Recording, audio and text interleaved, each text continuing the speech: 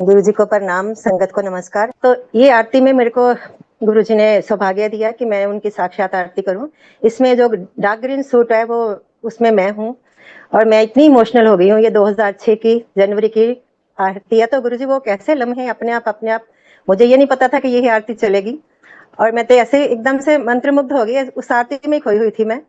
और अपनी journey share करने से पहले मैं थोड़ा सा इसी के बारे में बताती हूँ कि गुरुजी ने बोला था कि मैंने गुड़गांव को ब्लेस करने आना है। ये नहीं बताया था कब आना है। तो सारी संगत जो थे वो उनको था कि गुरुजी आएंगे, कब आएंगे। गुरुजी कोई वो नहीं बता रहे थे, कोई तारीख वगैरह। फिर एक खुद ही गुरुजी ने बोला कि मैं 28 जनवरी को 2006 गुड़गांव में मैं आऊंगा। तो बड़ी एक्साइटमेंट कि गुरुजी ने आना है, क्योंकि गुरुजी ऐसे पहले वैसे आते थे लेकिन ऐसे पब्लिकली गुरुजी के लिए ये सब नहीं हुआ था, फर्स्ट टाइम हो रहा था। तो सारे बड़े उत्साहित थे कि कैसा होगा कैसा होगा। तो वो यहाँ गुरु जी का आना था, वहां पर संगत ने खुद ही सारा किया था, सफाई भी, ये भी एक्साइटमेंट थी, गुरु जी आ रहे हैं, गुरु जी आ रहे हैं। सब सेट होने के बाद तो ये हुआ डिसाइड कि आरती के टाइम पे ना बड़ी होच पोच होती है। तो गुरु जी को डिसिप्लिन बहुत अच्छा लगता है। तो आंटीज क्या करती हैं, आरती एक के बाद दूसरे वो ना बड़ा हलचल मचा देते हैं। तो हम ऐसे करेंगे कि आरती के लिए पर्ची सिस्टम रखते हैं कि सब आंटीज अपने अपने नाम दे दो, जिसके आरती 13 खरे कुछ ऐसे था कि 13 या 11, अब मुझे भूल गया नंबर, कि इतनी आंटीज की हम ना पर्चियां निकाल देंगे और जिससे इसका निकलेगा। तो मैंने तो अपना नाम दिया ही नहीं, मैंने कहा हमारा कौन सा आ जाना है। तो थोड़ी देर के बाद अंकल आए, उनका भी चल रहा था सारा वहाँ तैयारियां। तो अंकल कहते तूने अपनी नाम दिया? मैं कहा नहीं मैंने नहीं दिया। कहते दे अपना नाम तो दे, निकल आया ठीक है, नहीं निकला तो कोई बात नहीं, फिर क्या, गुरु जी की इच्छा है। तो संगत जी 7 नंबर पे मेरा नाम आ गया था। तो इतनी मतलब कि वो देखो, एक गुरु महाराज ने ऐसी अच्छी वो बता दी कि हमेशा वो ब्लेसिंग्स हमेशा याद रहती हैं। तो उसके बाद क्या हुआ कि गुड़गांव में हमने हर साल ही जब गुरुजी आए तो उसके अकॉर्डिंग हमने शुरू कर दिया कि वो दिन हम मनाएंगे। तो हर साल गुरुजी का फिर एनुअल सत्संग उसी दिन हम करते। तो ऐसे चलता रहा। तो एक बार मंदिर की ओर से 3-4 साल पहले की बात है, 18 या 19 की बात है, मंदिर की ओर से ये ऑर्गेनाइज हुआ था, वहीं पर उसी जगह पर गुरु जी का सत्संग दोबारा से। नहीं तो कहीं कहीं और होता था, वो जगह अवेलेबल नहीं होती थी। तो वो जगह भी अवेलेबल होगी और मंदिर की तरफ से सत्संग हुआ। तो हमें तो पता था कि यह पर्ची सिस्टम करते हैं, तो इसलिए हमने पर्ची डाली नहीं थी, हम थे नहीं यहाँ। तो सत्संग वाले दिन हम इधर आ गए। तो मैं मत्था टेके जैसे निकलने लगी तो एक अंकल मुझे कहते हैं आंटी इधर ही बैठ जाओ आगे। तो मैंने मना कर दिया, मैं कहा नहीं, मेरे को था ये वीआईपी एरिया, यहाँ नहीं बैठने देंगे हमें।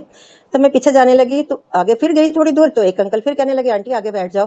फिर मैंने उनको भी हाथ जोड़ दिया, मैं कहा नहीं अंकल, हम पीछे चलते हैं, क्योंकि पता हुआ कि ये जगह हमारे लिए है ही नहीं है।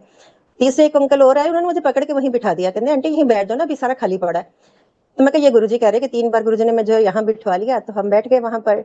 और जैसे वैसे आरती का टाइम आया, मैं कहा चलो हम उठेंगे नहीं, क्योंकि जिनकी होगी पर्ची वो उठ जाएंगे। ऐसे करते करते आरती आरती का टाइम आया। तो वो उठा रहे थे कि ये आंटियां उठ जाए, आरती का टाइम भी उठ जाओ जिन्होंने आरती करनी है। तो मैं तो बैठी रही ऐसे ही।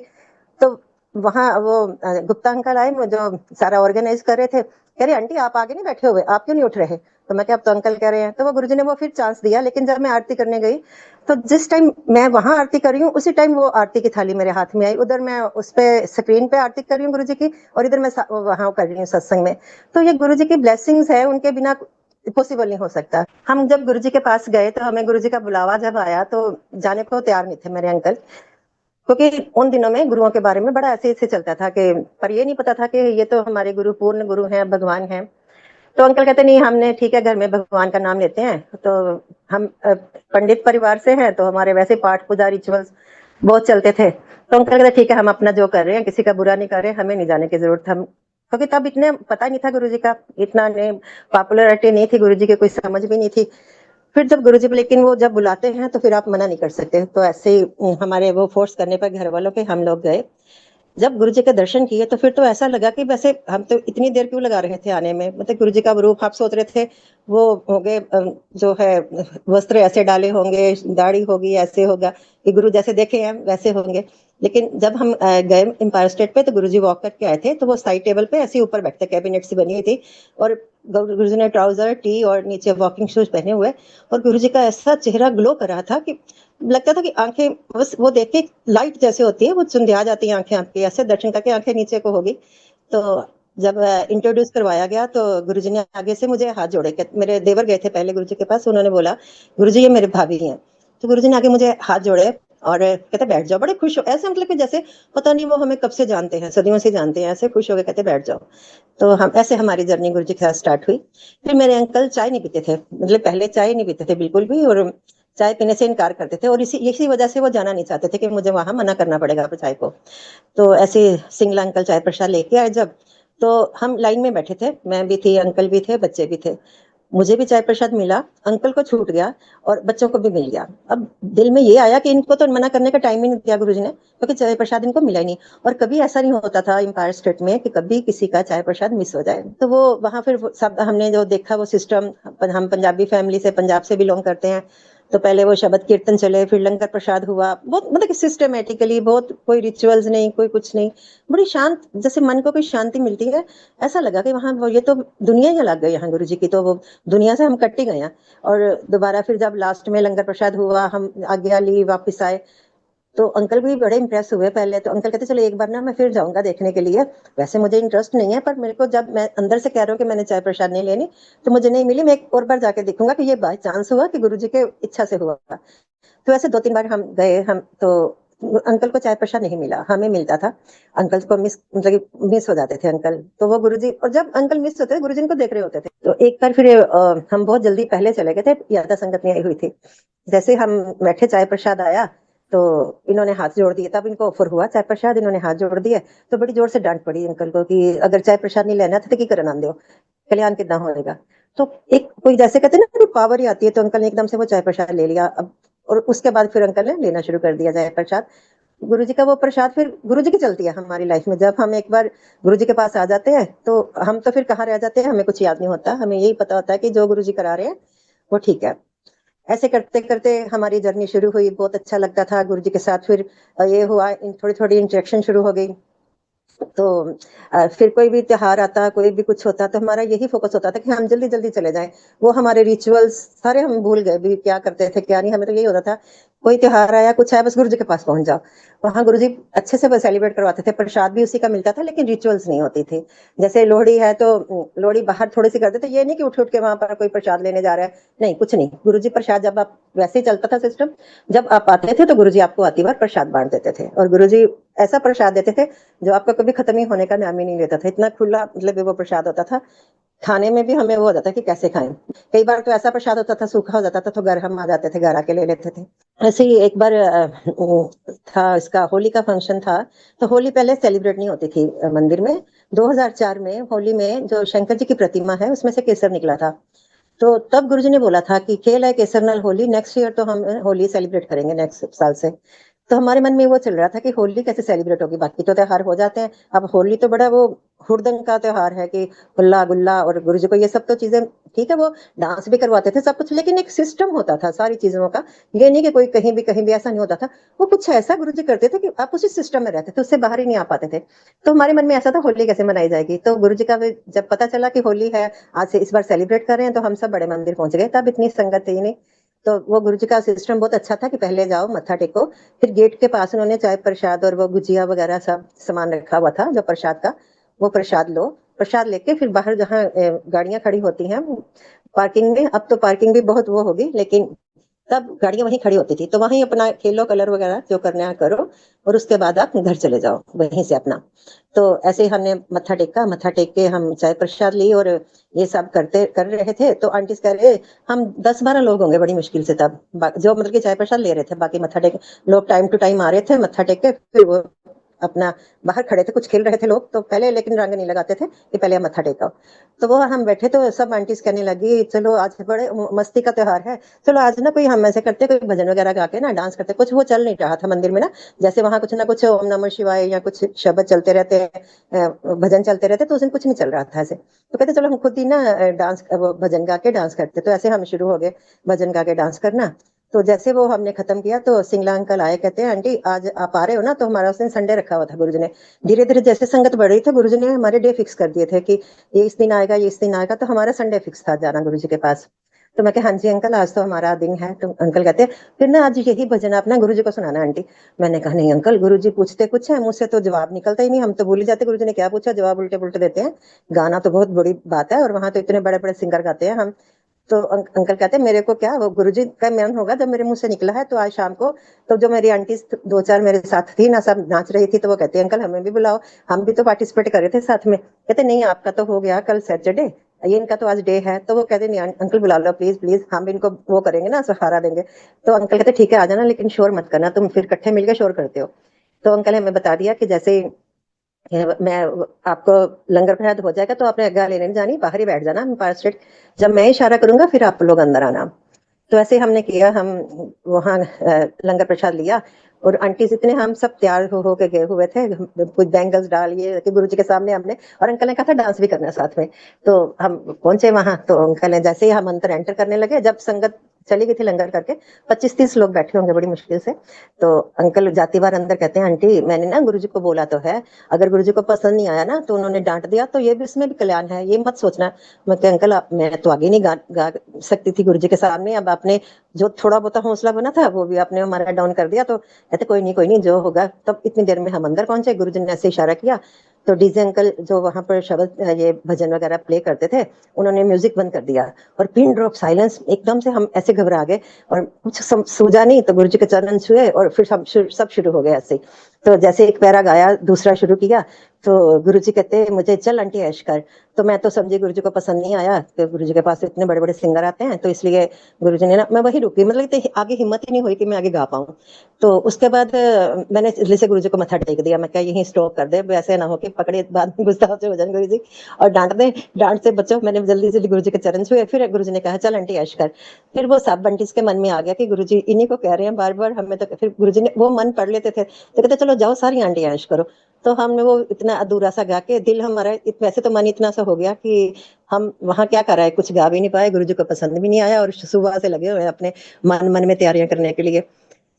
तो बाहर निकले तो अंकल भी हमारे बाहर वेट कर रहे थे, वो भी साइड पे बैठे हुए थे। तो वो कहते हैं आपका मुंह क्यों बना हुआ, मैं गुरु जी को पसंद नहीं आया। कहते पसंद नहीं आया, गुरु जी तो हंस हंस के, गुरु जी का बुरा हाल था। गुरु जी कहते हैं आपने तो देखा नहीं, आप तो अपने उसमें मस्त थे। कहते गुरु जी ने अपना जो वो दुपट्टा ओढ़ा हुआ था, कहते उनसे दोनों उन्होंने अपना वो, एक वीडियो आई है जिसमें गुरु जी बहुत हंस रहे हैं जोर जोर से मुंह पे हाथ रख के, तो कहते उन्होंने हाथ नहीं रखा हुआ था, वो अपना दुपट्टा पूरा ऊपर करके, तो गुरु जी ऐसे ब्लश करके इतना हंस हंस के, उनका बुरा हाल था, वो इतना हंस रहे थे जैसे कोई ट्रांस में चला जाता है। वो शब्द था एक दिन शिव भोले भंडारी। तो कहते गुरु जी ऐसा था जैसे ट्रांस में चले गए और वो वही पहुंचे हुए हैं। तो बहुत खुश थे, कहते गुरु जी आप ऐसे नमन में लो। तो वो हमारे बस त्योहार भी गुरु जी ने हमारे एक वो बना दिए, जैसे कोई सेलिब्रेशन पूरी उम्र के लिए, जैसे हमारी वो ब्लेसिंग्स हो जाती हैं। ऐसे कुछ भी होता था हम बस मंदिर भागते, कुछ भी होता था हम गुरु जी के पास जाते थे, बड़े मंदिर जाते थे। तब सेवा के लिए मंदिर खुलते थे, जैसे भी कोई फंक्शन आता था तो सेवा के लिए संगत ही सेवा करती थी। बड़ी यूनिक और बड़ी अच्छी सी वो होती थी सारी जो डेकोरेशन वगैरह है, बहुत मतलब मजा आता था। एक एक पत्ता, एक एक टाइल मंदिर की सब संगत मिल मिल के हम साफ करते थे, और कई दिन पहले खुल जाता था।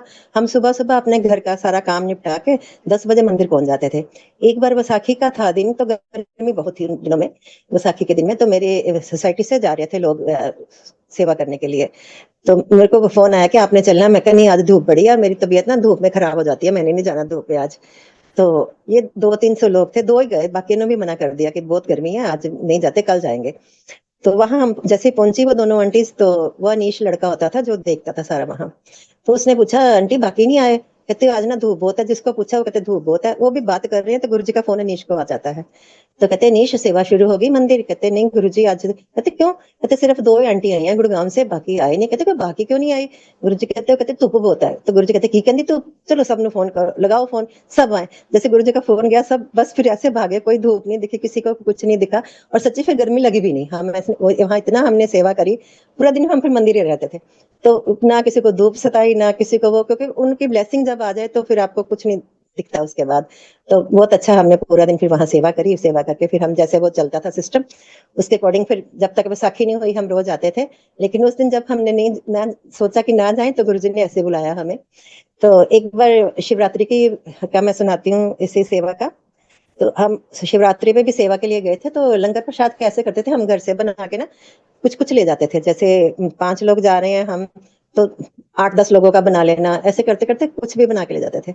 और मंदिर जैसे लंगर का टाइम होता था, तो सारी जितनी भी वो सब्जी दाल वगैरह होती थी, चाहे वो राजमा है चाहे चने, सब एक ही उसमें डाल देते थे पतीले में, सूखी सब्जी एक में डाल देते थे, सब मिक्स करके। वो इतना टेस्ट आता था ना, वो समझ ही नहीं लगता था क्या हम डिवाइन खा रहे हैं। तो ऐसे चलता था। तो एक बार अंकल भी गए थे, तो अंकल को शिवलिंग की सेवा करने का वो एक शैडलियर होता है, मंदिर में भी है, लगा हुआ है, उसमें शिवलिंग के नीचे है बिल्कुल वो, तो वहीं पर पुलिस से उसको नीचे उतारते थे। तो वो जो बंदा आता था उतारने के लिए, वो उस दिन आया नहीं, तो सिंगला अंकल ने अंकल से बोला कि अंकल आप ऐसे करो, ये पुली खींच के ना आप टेक्निकल देख लो उसमें क्या पॉइंट्स है, तो नीचे उतार दो, ताकि आंटी सब बैठ के वो एक एक बल्ब उसका ना शेडलियर का लेके उनको सफाई करते थे हम लोग सब बैठ के। तो कहते आंटी सब कर लेंगे, तो आप एक बार नीचे कर दो उनको। अंकल जैसे ऊपर गए नीचे करने के लिए, तो अंकल ने देखा कि शिवलिंग के आसपास ना बहुत वो मिट्टी वगैरह उड़ती है, धूल मिट्टी, ये प्लास्टिक की बोटल्स, पॉलीथीन्स बहुत आसपास इकट्ठे हो गए थे, जो उसके वो बनी होती है साइड में जगह गोल गोल गोल।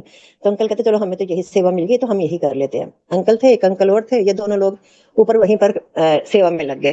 तो जब लंगर का टाइम हुआ, तो आंटी ने आवाज लगाई कि अंकल आप आ जाओ, फिर लंगर प्रसाद का ना पता नहीं चलता, सब इकट्ठे बैठते हैं तो समझ नहीं आती, आप पहले लंगर प्रसाद कर लो। तो अंकल कहते नहीं नहीं आंटी, हम अब सेवा पे लगे हुए, यहाँ से फिर नीचे उतरेंगे, फिर एक लय से बनी हुई है हमारी, तो कोई बात नहीं, 1 घंटा 1.5 घंटा और लगेगा, हम करके नीचे आएंगे।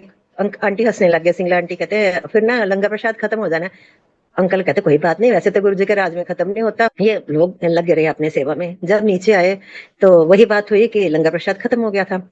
तो अंकल ऐसे ही आए, तो आंटी से पूछा, आंटी कुछ, आंटी कहते मैं हंस पड़े, कहते मैंने कहा था ना खत्म हो जाना अंकल। फिर अंकल कहते चलो कोई बात नहीं, कहते नहीं नहीं मैंने ना बहादुर को भेजा है मैंने, वो आपके लिए ना, तब इतना जगह भी यहाँ ना बिल्कुल सुना होता था, कुछ कोई दुकानें दुकानें नहीं होती थी। कहते वो सतबरी तक जाएगा, वहां से कुछ भी मिल गया ना, समोसा प्रसाद ब्रेड पकौड़ा कुछ भी ले आएगा आपके लिए। तो अभी ये बात कर रहे थे, तो उधर से गुरुजी का फोन आता है।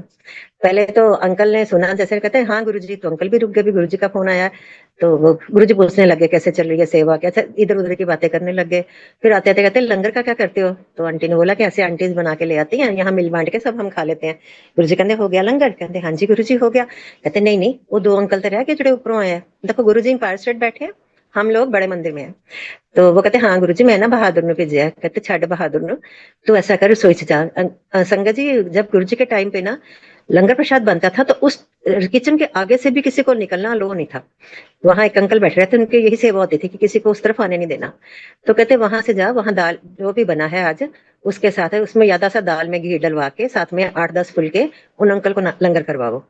तो हम भी सारे हैरान हो गए कि आज किचन से स्पेशल आ रहा है लंगर प्रसाद अंकल्स के लिए।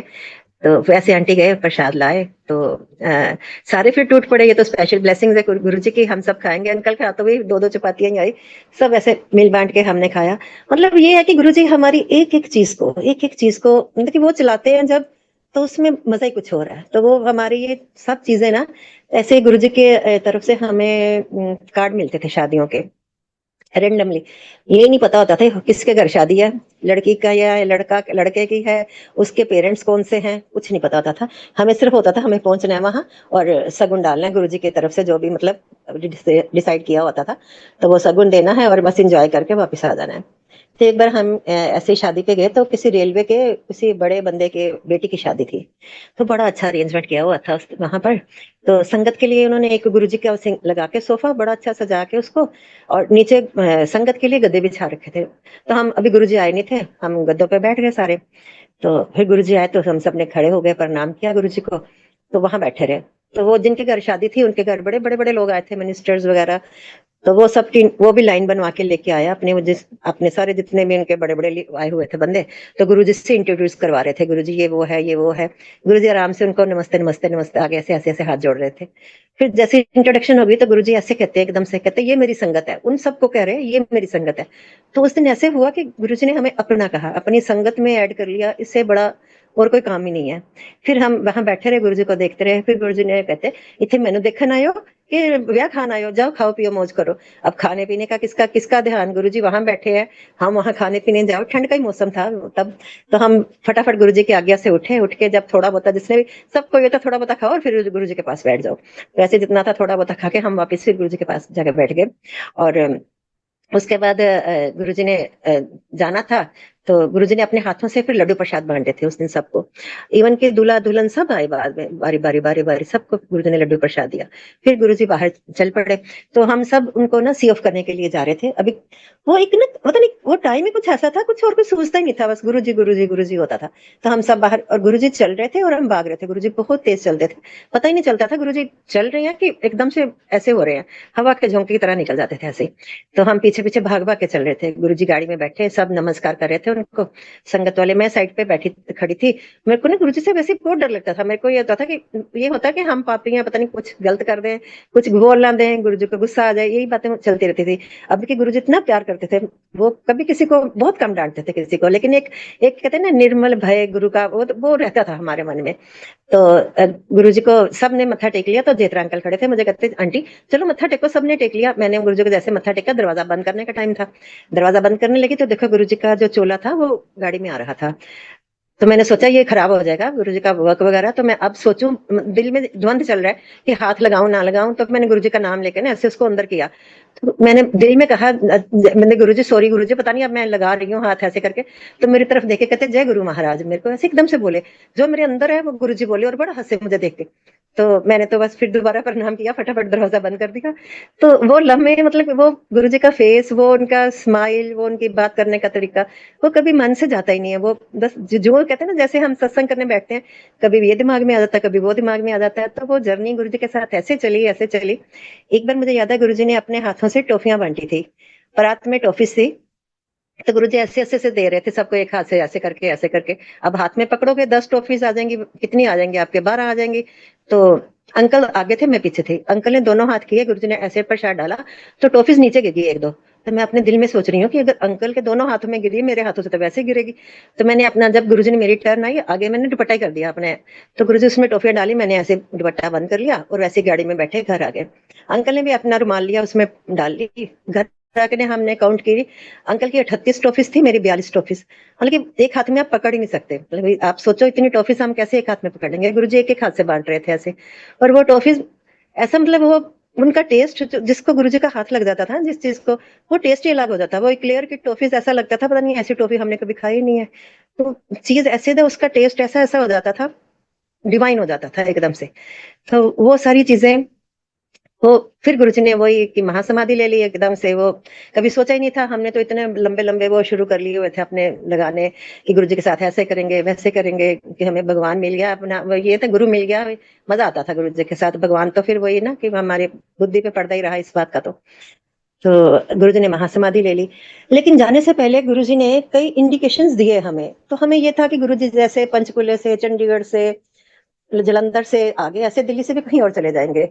क्योंकि उस साल जो हमें शिवरात्रि पे न्यू ईयर के कैलेंडर मिले थे, उस पे गुरुजी ने नीचे लिखा हुआ था ब्लेसिंग्स ऑलवेज, अपने हाथों से सिग्नेचर किए हुए थे। तो आगे जो कैलेंडर मिलते थे उसमें ऐसा नहीं होता था, उसमें सिंपल गुरुजी का स्वरूप होता थे, और नीचे कोई ऐसे साइन वगैरह नहीं होते थे गुरुजी। मेरे मन में आया कि गुरुजी ने ये ब्लेसिंग ऑलवेज क्यों लिखा है, कि ऑलवेज गुरुजी कहाँ है, गुरुजी तो हमारे पास ही है, ये ऑलवेज क्यों लिखा गुरुजी ने। पर फिर वही मानस बुद्धि हमारी, हम तुच्छ प्राणी, नहीं आया दिमाग में। लेकिन थोड़ा हुआ कि क्यों ऐसा हो रहा है। फिर ना गुरुजी ने ये कहना शुरू कर दिया था कि जिसका कल्याण कराना उसको ले आओ, जिसका कल्याण कराना। तो वो भी एक इंडिकेशन थी भी, गुरुजी क्यों इतनी जल्दी जल्दी कर रहे हैं कि सब उसको ले आओ जिसका कल्याण कराना। तो वो भी दिमाग में नहीं आया। और जब गुरुजी ने महासमाधि लेनी थी, उसके 2-3 हफ्ते पहले जो शब्द कीर्तन चलता था, जैसे आज प्ले लिस्ट चली बहुत अच्छी थी, गुरुजी के सारे हैंड पिक्ड सारे शब्द थे इसमें। मुझे बहुत खुशी हुई सुन के, बहुत दिल लगा मेरा। तो उन दिनों में जब वो चले शब्द, तो ये शब्द नहीं चलते थे जो रेगुलर चलते थे। उसमें बड़े वियोग के, कुर्बानियों के, वो गुरु गोविंद सिंह के, वो जो जंगलों में घूमने के, उनके बेटों की कुर्बानियों के, बच्चों के, ऐसे ऐसे शब्द थे बड़े। तो मैंने कई बार सोचा ना, मैं कहा गुरुजी आप तो बड़े अच्छे अच्छे शब्द लगाते हो, आज ना शब्दों में मन सा जो उदास हो रहा है सुन सुन के। 2-3 टाइम से ऐसा चल रहा था कि मन ना उदासी आती थी सुन के, वो एक खुशी की लहर नहीं आती थी। नहीं तो शब्दों में हमें अपने मैसेज मिलते थे, कोई सोचना, तो वो शब्द बड़े अजीब से चलते थे। इसमें मैं आपको एक देती हूँ गुरुजी का, जैसे कहते हैं ना शब्द ही हमें सुनने चाहिए बड़े ध्यान से, क्योंकि इसमें हमारे उत्तर मिलते हैं। एक बार गुरुजी अपने हाथों से कुछ पाउच थे बने हुए वेलवेट के, उसके अंदर कुछ था, तो वो सबको बांट रहे थे। हमारे आगे वालों को भी मिला, मेरे को और अंकल को नहीं मिला, पीछे वालों को भी मिला हमारे। तो दिल में वो शुरू होगी भी, ये कैसे गुरुजी, आपने हमें तो दिया ही नहीं, पता नहीं हम इतने वो पापी हैं कि आपने हमें वो चीज दी नहीं है जो तुम सबको दे रहे हो अपने। तो नेक्स्ट टाइम, तब हम नए नए जाना शुरू हुए थे गुरुजी के पास, इतना कुछ समझ भी नहीं थी। तो खैर समझ तो तक भी नहीं आई गुरुजी की, क्योंकि गुरुजी जहाँ होते हैं हम वहां सोच भी नहीं सकते। तो नेक्स्ट टाइम हम जब एंटर किए एम्पायर स्टेट में, तो एक शब्द चल रहा था, उसमें एक लाइन थी कि दाता दात रखी हथ अपने, जिस पावे तिस दई। तो ये तो मैंने तो इतना ध्यान नहीं किया था, क्योंकि मेरा ध्यान होता था गुरुजी के पहले चरण छू ले आराम से, फिर बैठ के फिर ध्यान लगेगा। तो अंकल ने मुझे वहीं ऐसे किया, कहते फिर ऐसे कि सुन ध्यान से। तो मैंने वो सुना, फिर बाद में घर आके मुझे कहते हैं, देखा अब तेरे को जवाब मिल गया ना, कि अभी हम इस काबिल नहीं हुए कि गुरुजी हमें कुछ दें। जब हम काबिल हो जाएंगे तो गुरुजी हमें अपने आप ही जो देना है दे। और लेकिन अब जो है, गुरुजी ने इतना कुछ दे दिया, इतना कुछ दे दिया, कैसे कैसे बचाया, जो कुछ किया उन्होंने। तो वो चीजें लगती, वो तो कुछ भी नहीं था उसमें, जब हम छोटी छोटी चीजों पे ये करते थे। एक बार गुरुजी का मैं मत्था टेकने गई थी, मुझे याद है कि उस दिन एम्पायर स्टेट में कोई संगत नहीं थी, हम अकेले थे। और मैं बड़ी खुश होकर भागी भागी गई, गुरुजी साइड टेबल पे बैठे हैं, तो मैं कहा यहीं आज ना पास बैठने को मिल जाएगा गुरुजी के। लेकिन जैसे ही मैंने वो 2-3 स्टेप थे एम्पायर स्टेट के, नीचे उतरी, गुरुजी ने वही इतनी दूर से मुझे कहते, चल आंटी ऊपर।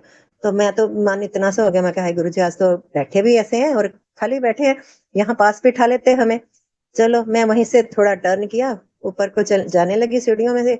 तो उधर से आ रहे थे कि जोशी अंकल, वो कहते हैं आंटी पूरा खाली पे, तो ऊपर कितने चले।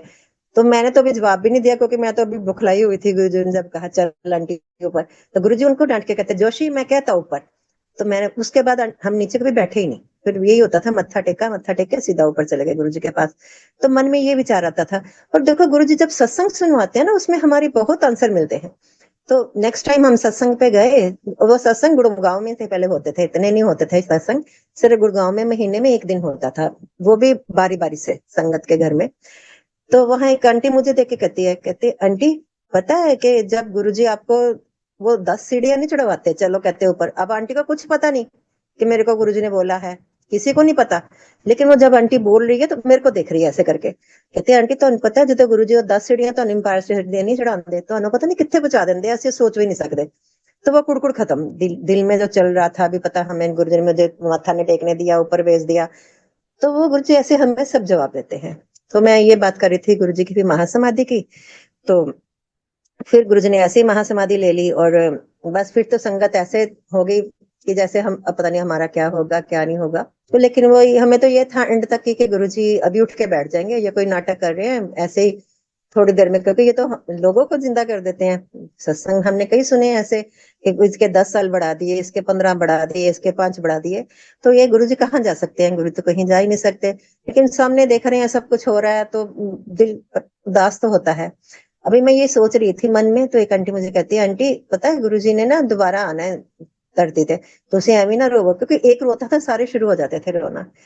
फिर उन दिनों में ऐसा था कि जब तक हम मंदिर में ही रहते थे, याद सुबह आ जाते, रात को जाते थे बिल्कुल सोने के टाइम पे, और 3 से 5 सुखमनी साहब जी का पाठ होता था मंदिर में। तो पहले वहीं शब्द कीर्तन चलता था, फिर पाठ होता था। तो एक दिन यही शब्द चला था जो भी चला है, आज सो सतगुरु प्यारा मेरे नाल है। तो ये शब्द चला, तो जब आप उदास होते हो ना, तो वो शब्द भी आपको कुछ तक मेरे ऊपर ही है। तो मन में ये आया कि गुरुजी अब कहाँ साथ, अब तो गुरुजी हमें छोड़ गए, कहाँ चले गए गुरुजी। तो मैं सोच के मेरे आंसू शुरू हो गए निकलने। तो बेटी बैठी थी साथ, उसने मुझे ऐसे किया, कहते मम्मी गुरुजी का स्वरूप देखो ऊपर। मैं कोई इशारा बोलते तो नहीं थे, हम मंदिर में नहीं बोलते, इशारे से कहते गुरुजी का स्वरूप देखो, वो कितना स्माइलिंग स्वरूप गुरुजी का। तो गुरुजी उसमें ना ऐसा था फेस, अभी रोए के रोए, उसके आंसू तक मतलब पानी पानी हो रखा था आंखों में। तो मुझे फिर बाद में घर आके रियलाइज, कहती कहती मम्मी आप अगर हम दुखी होते हैं ना, तो वो तो हमारे सब कुछ है, तो वो भी दुखी होते हैं, रोना नहीं है। हमने जब गुरुजी ने बोला, सब सब कहते थे कि रो नहीं, गुरुजी कहते रो नहीं, मुझे आपके एक तो आंटीज को गुरुजी ने ड्रीम में बोला कि मुझे सब आंटीज ऐसे अच्छी नहीं लगती। मैं तो किते गया ही नहीं, लेकिन फिर हमारे तो पर्दा है ना, हमें नहीं पता इन चीजों का। एक बार मुझे याद है कि मैं बहुत बीमार थी, यही सोच सोच के हम ठीक नहीं रहते थे, पता नहीं क्या होएगा हमारा गुरुजी के बिना। तो उस दिन हम जल्दी सो गए। तब गुरुजी के टाइम इतने ना फोन वगैरह, ये मोबाइल नहीं होते थे, या लैंडलाइन होती थी या एक आध मोबाइल, तो हमारे घर भी एक ही मोबाइल था। तो मैं जल्दी सोई, तो बच्चे भी उस दिन जो लेफ्ट ओवर था उन्होंने खा पी के वो भी बेचारे अपने आप सो गए, अंकल भी जल्दी जल्दी लेट गए। हम 10:15 10:30 का टाइम था रात का, तो हमारे रिंग हुई उस फोन में, रिंग हुई तो मैंने उठाया फोन, मैं क्या हेलो। तो अंकल का नाम लिया, कहते शिव जी हैं, मैं क्या हाँ जी, कहते गल कराओ। मैं सोचूं कौन इस टाइम कर रहा है कि शिव जी हैं, गल कराओ। मैं क्या, इनको मैंने उठाया, मैं क्या आपका, मेरे को लगता है वर्क प्लेस से फोन आया है कोई। तो ये कहते कहते हैं शिव जी है, हाँ जी, मैं बोलना पिया। फर्स्ट लाइन बोलते हैं, कहते की हाल ਤੁਹਾਡੀ मिसिज दा। ये कह रहे बड़े हैरान हो के, ये बीमार है अपने दिल में, किसको पता, तो पड़ोस तक तो किसी को पता नहीं है, सुबह बीमार थी, अब सुबह तक हो जाएगी ठीक, डॉक्टर पे भी नहीं हम गए। ये कहते ठीक है, कहते नहीं नहीं कितने ठीक सवेर दी, मतलब जो मुझे हो रहा है वो इनको बता रहे हैं फोन पे कि उन चक्कर आंदे पे है, उन्हें खादा कुछ नहीं, वो लो फील करती भी है, उठा नहीं जाता पाया। ये कहते कुछ कौन आ गया है जिसको इतना पता है इसके बारे में, इसको ये हो रहा है वो हो रहा है, ये एकदम क्रेज। कहते कौन बोल रहे हो आप? कहते मैं अमृतसर तो बोलना पे ਤੁਹਾਡਾ रिलेटिव कपूर। अब हम अमृतसर हमारे बहुत रिलेटिव है लेकिन कपूर कोई नहीं है। फिर दिमाग घूम गया, कपूर कौन हो सकता है, ये मुझे ऐसे करते थे कि रोंग नंबर आ गया किसी का। फिर ये कहते आपको किसने बताया? कहते पहले मेरी सिस्टर का नाम लिया रितु, फिर कहते नहीं दृष्टि। तो हमारी दृष्टि भी कोई नहीं है, वो मतलब था गुरुजी का विजन, दृष्टि का मतलब। तो हमने फिर सोचा दृष्टि भी कौन है, ये फिर बंद करने पे आए हुए थे फोन, लेकिन वो फिर बात करते जाए, कहते चल चिंता न कर सवेर तक ठीक हो जाओ, जैसे ऐसे बोले ना ठीक हो जाओ सवेर तक। तो ये लगा कि गुरुजी ऐसे बोलते थे, तो गुरुजी कहाँ, गुरुजी के पास कहाँ हमारा नंबर, गुरुजी कहाँ फोन कर सकते हैं। अपना मन उसी में उलझा रखा है देखो। और मालिक कितने वो है कि वो मैं बता रहे हैं तो मैं तो कहीं गया ही नहीं, मैं तो यही हूँ।